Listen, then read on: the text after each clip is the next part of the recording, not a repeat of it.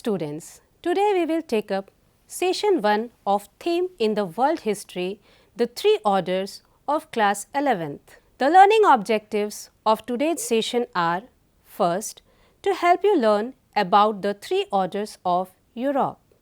Second, to help you learn about social, economic and political relation of Europe. Third, to help you learn about feudalism.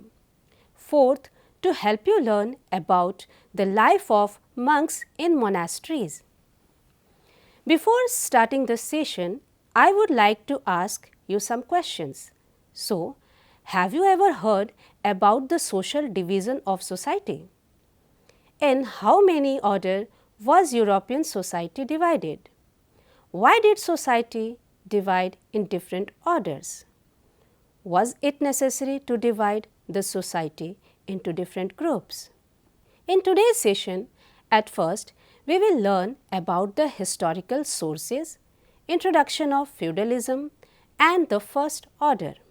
In this chapter, we shall learn about the socio-economic and political changes which occurred in Western Europe between the 9th and 16th centuries. After the fall of the Roman Empire, many groups of Germanic people from Eastern and Central Europe occupied regions of Italy, Spain and France. In the absence of any unifying political force, military conflict was frequent. It became very important to gather resources to protect one's land. Social organization was therefore centered on the control of land. Its features were derived from both imperial Roman traditions and German customs. Christianity, the official religion of the Roman Empire, survived after the collapse of Rome and gradually spread to Central and Northern Europe. The Church also became a major landholder and political power in Europe. Dear students, can you tell me the name of the three orders of European society? Yes, you can tell me. The three orders are three social categories. The first order, the clergy or Christian priest. The second order, the nobility or land-owning nobles.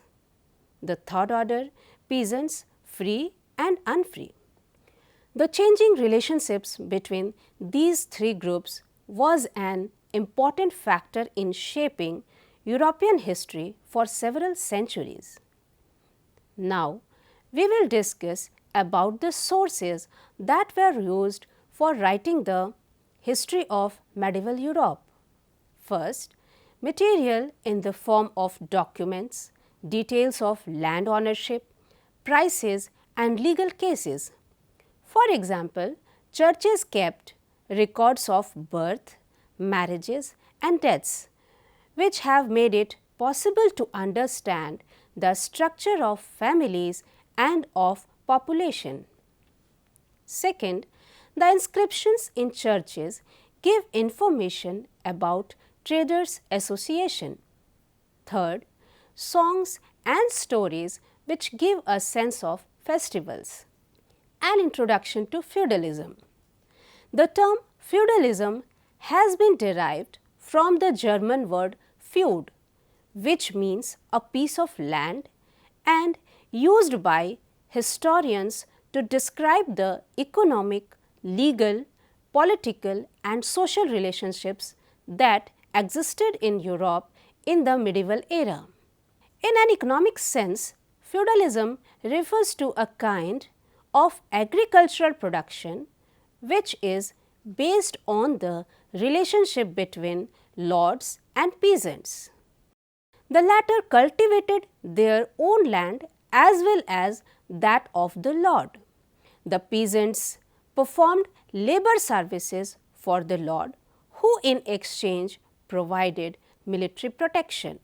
So far, we have discussed the sources of medieval history and an introduction to feudalism in detail.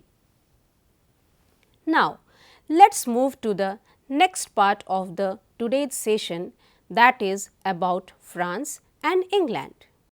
Gaul, a province of the Roman Empire, had two extensive coastlines, mountain ranges, long rivers, forest and large tracts of plains suited to agriculture.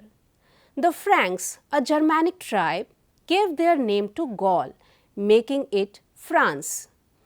The French had very strong links with the church, which were further strengthened when in 800 the Pope gave King Charlemagne the title of Holy Roman Emperor to ensure his support. Across a narrow channel lay the island of England, Scotland, which in the 11th century was conquered by a duke from the French province of Normandy.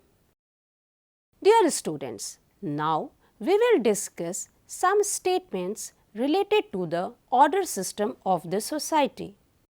A bishop stated, "Some pray, others fight, still others work."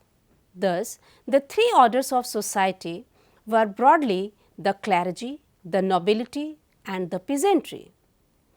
In the 12th century, Abbess Hildegard of Bingen wrote, "Who would think of herding his entire cattle in one stable, cows, donkeys, sheep, goats without difference?"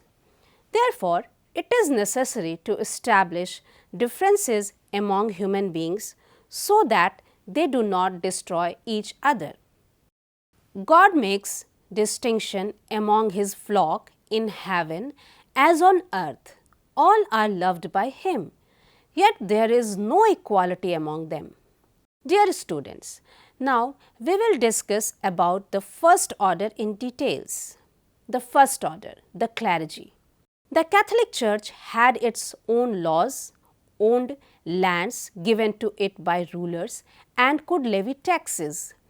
It was thus a very powerful institution which did not depend on the king. At the head of the Western Church was the Pope. He lived in Rome. The Christians in Europe were guided by bishops and clerics who constituted the first order. Most villages had their own church where people assembled every Sunday to listen to the sermon by the priest and to pray together. Was there any qualification needed to become a priest? Who could not become a priest? Everyone could not become a priest. Serfs and physically challenged were banned. Women could not become priests. Men who became priests could not marry. Bishops were the religious nobility.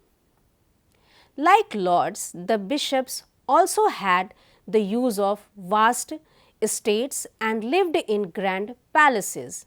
The church was entitled to a tenth share of whatever the peasants produced from their land over the course of the year, called a tithe. Money also came in the form of endowments made by the rich for their own welfare and the welfare of their deceased relatives in the afterlife. Some of the important ceremonies conducted by the church copied formal customs of the feudal elite. Monks. Some deeply religious people chose to live isolated lives. They lived in religious communities called abbeys or monasteries, often in places very far from human habitation. Two of the more well-known monasteries were those established by Saint Benedict in Italy in 529 and of Cluny in Burgundy in 910. Monks took vows to remain in the abbey for the rest of their lives and to spend their time in prayer, study and manual labor like farming. This life was open to both men and women.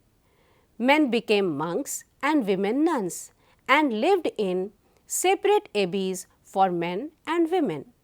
Like priests, monks and nuns did not marry. Let's discuss about the contribution of monasteries for society. From small communities of 10 or 20 men or women, monasteries grew to communities often of several hundred with large buildings and landed estates with attached schools or colleges and hospitals. They contributed to the development of the arts. Abbess Hildegard was a gifted musician and did much to develop the practice of community singing of prayers in church. From the 13th century, some groups of monks called friars chose not to be based in a monastery but to move from place to place, preaching to the people and living on charity. Dear students, were there any rules and regulations for monks who live in monasteries? In Benedictine monasteries, there was a manuscript with 73 chapters of rules for monks. Chapter 6, Permission to speak should rarely be granted to monks. Chapter 7, Humility means obedience. Chapter 33, No monk should own private property. Chapter 47, Idleness is the enemy of the soul.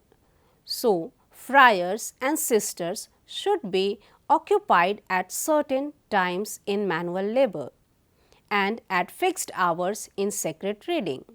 Chapter 48, The monastery should be laid out in such a way that all essentials be found within its bound: water, mill, garden, workshops. Let's now have a quick recap of what we have learned today. Sources of history of the medieval period of Europe, an introduction to feudalism, its meaning in economic sense, about the first order, the clergy of the society in Europe, monks, monasteries and rules for monks. Assignment: What are the sources used for writing the history of medieval Europe? Write a short note on feudalism. What was the contribution of monasteries to society? Explain in detail about the rules of monasteries for monks. With this, we have now come to the end of today's session. I hope you have enjoyed it. Remaining part of this theme will be discussed in the next session. Thank you very much.